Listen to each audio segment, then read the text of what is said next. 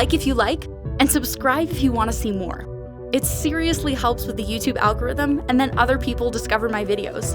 And if you have any stats you'd like to see visualized, drop them in the comments. I read them all.